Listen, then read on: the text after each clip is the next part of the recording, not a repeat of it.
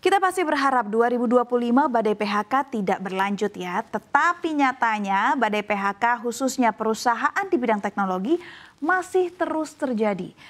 Kira-kira apa penyebabnya dan apakah badai yang banyak datang dari perusahaan di Amerika Serikat ini akan menular ke Indonesia? Ngeri banget sepertinya ya. Saya akan bahas dalam gelombang PHK berdatangan dari Amerika Serikat. Indonesia akankah tertular? Kita masuk ke slide pertama.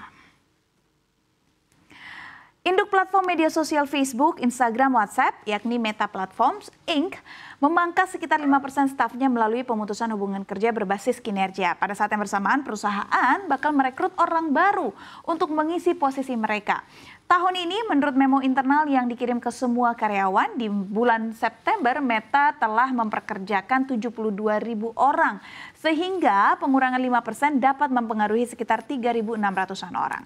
Siklus kinerja Meta diperkirakan juga akan selesai pada bulan Februari, di mana para pekerja yang terkena dampak di Amerika Serikat nantinya akan diberitahu pada tanggal 10 Februari, sementara mereka yang berada di negara lain akan diberitahu di kemudian hari.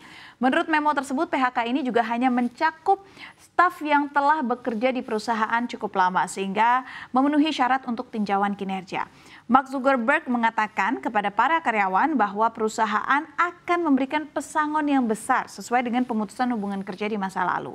Nah, kalau kita lihat di sini saya sudah hadirkan data terkait berapa banyak ataupun berapa besar angka PHK yang terjadi di Meta. Karena memang gelombang PHK ini dimulai atau bermula dari Meta. Kita bisa lihat di tahun 2020 terjadi peningkatan, tapi peningkatannya tipis. Namun paling tinggi atau peak seasonnya dari PHK yang terjadi di Meta terjadi di kuartal kedua, kuartal ketiga, dan kuartal keempat di tahun 2022. Lalu angka itu menurun di tahun 2023 namun kembali lagi melonjak secara pelan-pelan di tahun 2024 bahkan nyaris menyentuh 80.000 orang yang di PHK. Di mana Mark Zuckerberg telah mendeklarasikan tahun 2023 ini sebenarnya sebagai tahun efisiensi. Walaupun kalau dilihat dari angkanya terjadi penurunan ya. Perusahaan juga mengumumkan rencana untuk menghapus 10.000 posisi. Nah sekarang di tahun 2025 dia mengambil nada yang sedikit berbeda. Dalam sebuah catatan kepada para manajer, Mark mengatakan bahwa pemotongan berbasis kinerja ditujukan untuk memastikan perusahaan memiliki talenta terkuat dan mampu membawa orang baru masuk. Nah, menurut pesan yang disampaikan kepada para manajer dalam catatan kepada para stafnya, Mark Zuckerberg juga mengatakan bahwa ia memposisikan perusahaan untuk menghadapi apa yang ia harapkan sebagai tahun yang intens yang berfokus pada kecerdasan buatan, kacamata pintar, dan juga masa depan media sosial. Dan pemirsa, di tahun 2025 ini Meta sebenarnya tidak sendirian dalam melakukan PHK berbasis kinerja di awal tahun baru. Minggu lalu, Business Insider juga melaporkan bahwa Microsoft Corp akan melakukan PHK serupa yang menargetkan karyawan yang berkinerja buruk. Sekarang saya akan hadirkan beberapa data perusahaan yang telah melakukan PHK di beberapa tahun lalu. Ini data yang kami ambil mengutip dari Business Standard di mana tren PHK di sektor teknologi berlanjut pada Juli 2024 dengan hilangnya lebih dari 8.000 pekerjaan di 34 perusahaan teknologi. Hal ini menjadikan jumlah total PHK tahun 2024 menjadi 124.517 dari 384 perusahaan di seluruh dunia. Dan berikut adalah daftar perusahaan teknologi yang melakukan PHK sampai dengan Agustus 2024. Yang pertama adalah Intel mem-PHK 15.000 karyawannya, di mana CEO Intel, Pat Gelsinger, mengaitkan pemangkasan ini dengan pertumbuhan pendapatan yang mengecewakan dan kesulitan dalam memanfaatkan tren AI secara efektif. Lalu yang kedua ada perusahaan besar juga yaitu Microsoft, lebih dari 1.000 orang dalam 2 bulan. Nah, ini terjadi di divisi realitas campuran dan juga Azure Moonshots. Karyawan yang terkena dampak melaporkan bahwa PHK tersebut terutama melibatkan posisi yang terkait dengan produk dan juga manajemen produk. Lalu juga ada UKG atau perusahaan software ya, ini memangkas 2.200 karyawannya. Perusahaan ini memiliki total karyawan 15.882 karyawan dan perusahaan ini juga menyatakan bahwa pengurangan dilakukan untuk berkonsentrasi pada area pertumbuhan utama demi mendukung tujuan strategis jangka panjangnya. Ada lagi Intuit Ya, ini memangkas 1.800 pekerjaan yang merupakan sekitar 10% dari tenaga kerjanya. PHK ini merupakan pengurangan terbesar kedua dalam industri teknologi pada bulan Juli 2024. Dyson, ya, ini perusahaan perkakas rumah lah. Ini memberhentikan 1.000 karyawannya di Inggris. CEO Hanno Kirner mengaitkan keputusan tersebut dengan persaingan yang ketat dan kemajuan teknologi yang pesat. Sementara Dyson sendiri memiliki sekitar 15.000 karyawan secara global dan telah menjanjikan bantuan bagi mereka yang terdampak. Perusahaan tersebut belum mengungkapkan jumlah total PHK secara global karena memang penilaiannya masih terus dilakukan di setiap negara. Lalu juga ada platform radio Pocket FM yang memberhentikan 200 penulis. Pemberhentian hampir 200 penulis ini sebagian besar pemutusan ini berdampak pada timnya yang berbasis di Amerika Serikat. Sebenarnya selain perusahaan ini juga masih ada perusahaan lain dari UN Academy yang mem-PHK 250 karyawan, ada Waycool yang memangkas 200 pekerjaan, Humble Games yang juga memberhentikan seluruh stafnya bahkan. Nah, kan sebenarnya banyak banget ya kalau kita lihat perusahaan yang justru sebenarnya bukan yang tidak banyak digunakan oleh kita, salah satunya Microsoft, tapi justru masih aktif kita gunakan. Katakanlah Microsoft ini yang saya sampaikan tadi, tapi PHK kok masih terus berlanjut, apa kira-kira alasannya? Nah, udah saya siapkan. Alasannya adalah yang pertama, tentu AI, kecerdasan buatan. AI ini mulai mempengaruhi nih pasar kerja teknologi. Sekitar 10% pekerjaan di Amerika Serikat beresiko terdampak AI. Bukan berarti kehilangan pekerjaan ya, tetapi pekerjaan yang tidak memanfaatkan AI mungkin tertinggal. AI juga dapat meningkatkan produktivitas. Lalu yang kedua adalah resesi ekonomi, di mana ketakutan akan resesi ekonomi ini muncul sejak pertumbuhan ekonomi AS sudah menurun 2 kuartal berturut-turut sejak 2022.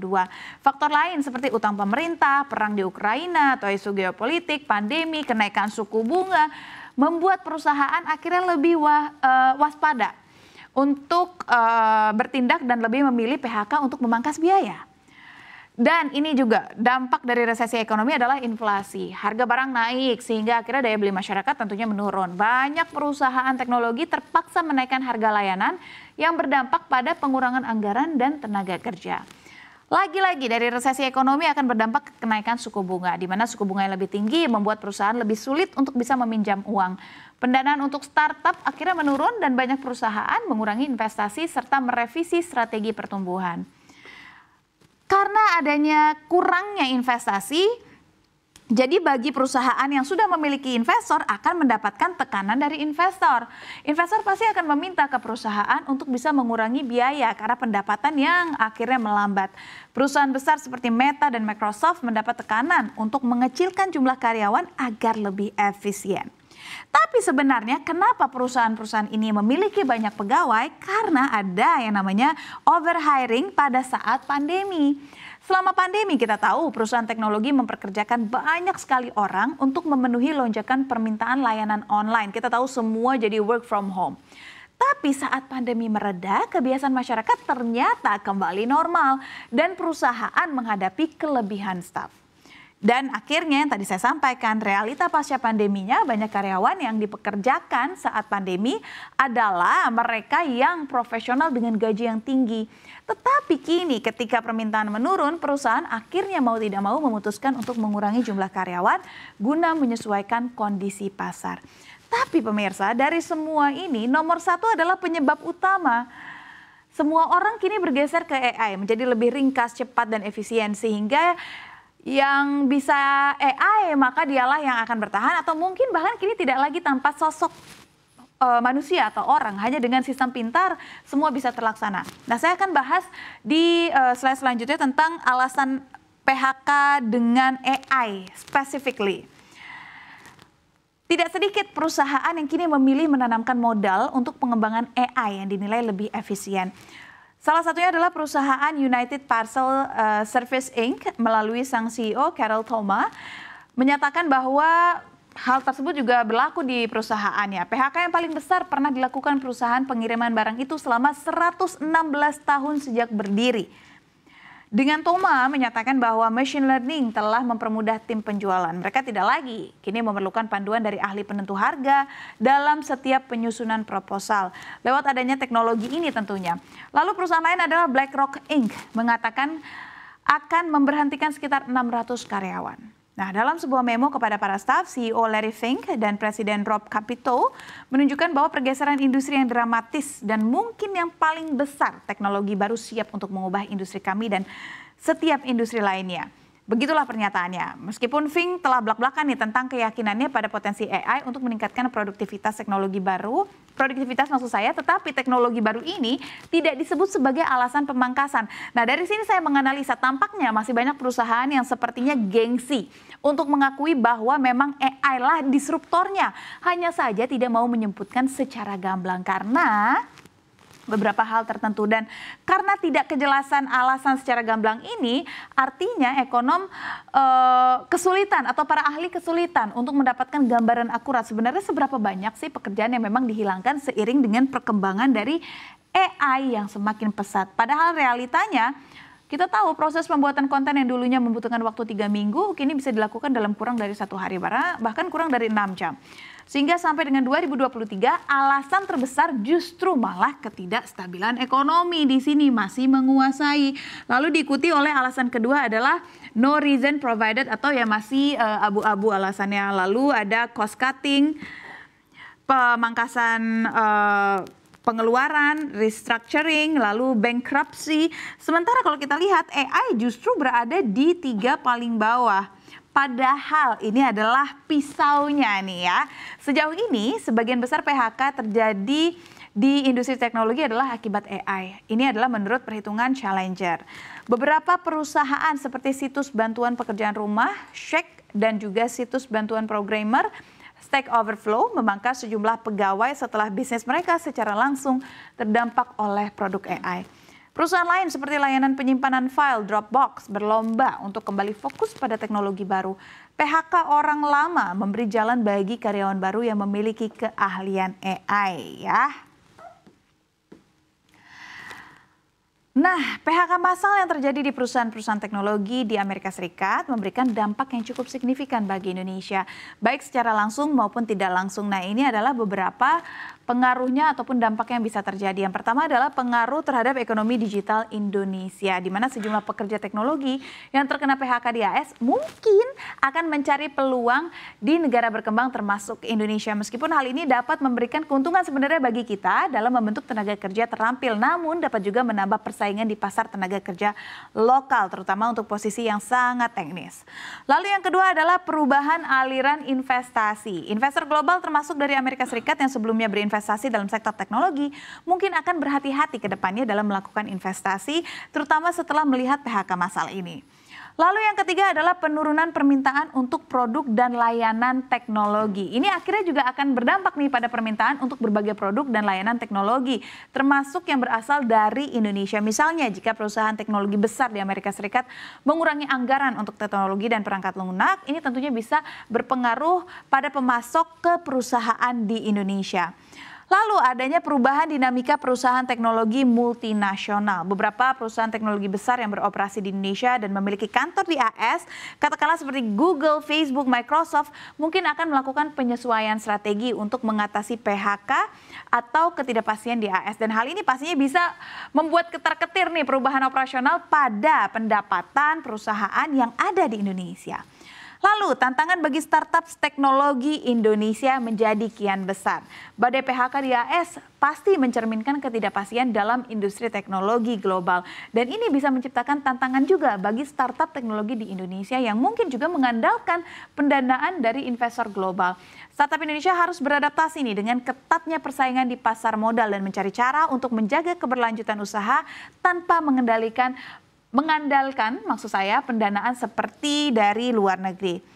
Lalu dampak sosial dan tenaga kerja pastinya akan terjadi dan juga resiko potensi ketegangan global ini bisa meningkat cukup signifikan dengan adanya PHK di teknologi ini, termasuk di negara-negara antara Amerika Serikat dan China dan juga sektor-sektor yang terhubung langsung dengan industri teknologi global. Karena memang ketegangan perdagangan atau kebijakan ekonomi global yang lebih ketat dapat mempengaruhi ekspor dan impor teknologi serta hubungan investasi.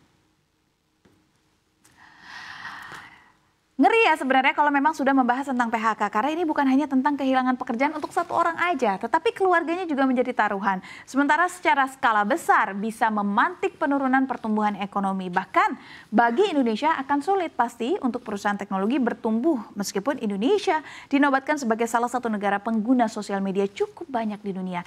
Tapi saya percaya satu hal, every cloud has a silver lining, after a hurricane comes a rainbow. Jadi kita harus bisa lalui ini bersama.